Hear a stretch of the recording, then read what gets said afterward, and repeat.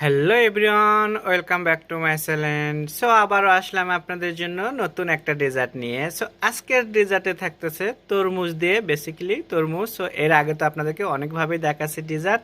So আজকের ডেজার্টটা খেলে আপনাদের মন প্রাণ একদম জুড়িয়ে যাবে। সো ডেজার্টটা দেখার জন্য সবাই আমার সাথেই থাকুন। আসসালামু আলাইকুম, সবাই কেমন আছেন? আশা করি সবাই ভালো আছেন। স্বাদ ও স্বাদের গল্পের সাথে আবারও আসলাম আপনাদের জন্য নতুন একটা রেসিপি নিয়ে। আজকের রেসিপিতে থাকতেছে খুবই মজাদার একটা ডেজার্ট। সো এখানে দেখতেই পারছেন আমি তরমুজ নিয়ে এসেছি, খুবই গরম পড়ে গেছে এখানে। সো তরমুজ দিয়ে একটা মজাদার একটা ডেজার্ট বানিয়ে দেখাবো, ঠান্ডা ঠান্ডা খাওয়ার জন্য খুবই মজাদার। সো এখানে আমি তরমুজটা নিয়েছি, কাটিয়ে দেখতেই পারছেন আমি খুবই অল্প করে বানাবো। সো আমি এখানে অল্প করে নিলাম। এখন আমি এটাকে ব্লেন্ডার করে নেব। তরমুজটা আমার এখানে ব্লেন্ডার করা হয়ে গেছে, এখন আমি এটাকে সেঁকে নেব। এখানে একটা ঝারজি নিয়ে নিচ্ছি আর আমি এখানে জুসটা ঢেলে দিচ্ছি। এখানে দিয়ে আমি এখন এটাকে ভালো করে চামিচের সাহায্যে সেঁকে নিয়ে নেব।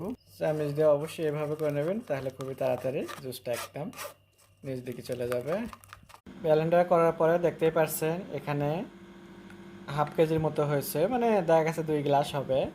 সো এটাকে এখন আমি এখানে একটু আগার আগার পারল দিচ্ছি, জেলিটন যেটা, সেটা আমি 1 টেবিল চামচ আন্দাজে আমি দিয়ে দেবো এখানে। আর এখানে একটু মিষ্টির জন্য আমি চিনি দেব। তরমুজটা কমলা তেমন একটা মিষ্টি না, সো আমি এখানে এর জন্য 2 টেবিল চামচ চিনি দিয়ে দিচ্ছি। এখন এটাকে আমি ভালো করে এভাবে মিশিয়ে নেব, নিয়ে এটাকে একটু চুলায় আমি একটু জাল করে নেব কয়েক মিনিট। এখন আমি এটা চুলার উপর দিলাম, চুলার উপর দিয়ে আমি এরকম থেকে 3 থেকে 4 মিনিট এটাকে একটু জাল করে নেব। এটা এখন দেখতেই পারছেন খুবই সুন্দর কিন্তু তরমুজের একটা কালার আসছে এটা। আর হলো কারণ আমার চিনিটাও গলে গেছে, আগার আগার পাউডার যে জেলিটন ওটাও গলে গেছে। এখন আমি এটাকে চুলা অফ করে দিচ্ছি। এখন আমি এখানে একটা বাটি নিয়েছি, এখানে আমি এটাকে ঢেলে দিচ্ছি জুসটা, দিয়ে ঠান্ডা করে নেবো। এটা ঠান্ডা হওয়া পর্যন্ত অপেক্ষা করতে হবে। 2 ভাগে আমি 2 বাটি করে নিচ্ছি। এখন আমি এটা ঠান্ডা হওয়া পর্যন্ত অপেক্ষা করব, ঠান্ডা হওয়ার পরে আপনাদেরকে দেখাবো বাকিটা।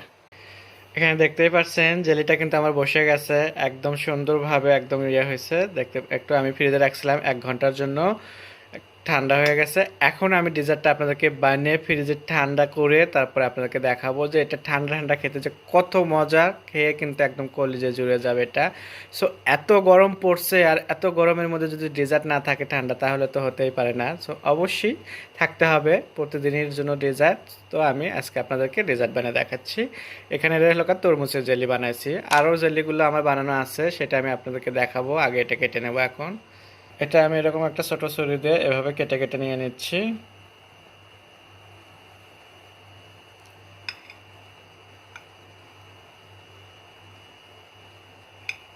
আমি কিন্তু দুইটাই কেটে নিচ্ছি, এটা একটু কিন্তু 3 কোনা করে কেটে নিচ্ছি, দেখতেই পাচ্ছেন এটার ডিজাইনটা একটু ভিন্ন করে নিচ্ছি।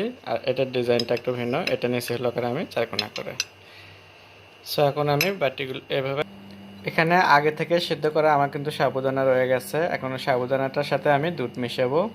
ডেজার্টটা আমি যেহেতু মিশাবো সেই বাটিতেই নিয়ে নিলাম, নিয়ে আমি এখন এখানে লিকুইড দুধ দিয়ে দিচ্ছি, দিয়ে ওটাকে ভালো করে একটু মিশিয়ে নেব। যেহেতু সাবুদানাটা আমার ফ্রিজে রাখায় ঠান্ডায় একটু জমে গেছে, এটাতে আমি এখন একটু করলে ঠিক হয়ে যাবে। আর আপনাদেরকে আমি অপেক্ষায় রাখবো না, এবার আপনাদেরকে একদম মিষ্টিটা বানিয়ে দেখাবো। এই যে এখানে যেটা দেখতেছেন এটা কিন্তু আপেলের, সবুজ আপেলের, সেই জন্য এটা সাদা। এটা হলো কার আমি দুধ দিয়ে বানাইছি, জেলিটা দুধ দিয়ে। সো এখন আমি বানিয়ে দেখাবো সব একখানটি করে।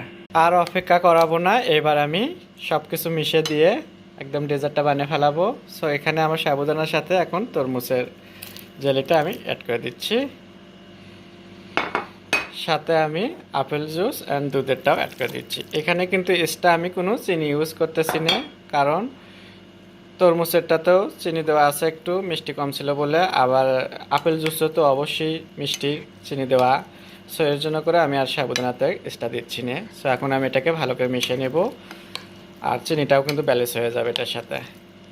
সো এভাবে মিশিয়ে নিচ্ছি, দেখতেই পাচ্ছেন খুবই সুন্দর একটা কালার আসছে। এখানে যদি একটু আর একটু গ্রিন কালার থাকতো, ফুড কালার এটা জেলিটা, তাহলে আরও সুন্দর লাগতো দেখতে। তো মনে হলো যে সব সময় তো একই রকম বানায়, তো আজকে একটু নতুন কিছু বানায় দেখায়, এর জন্য করে আপনাদের জন্য আজকে নতুন কিছু নিয়ে আসলাম।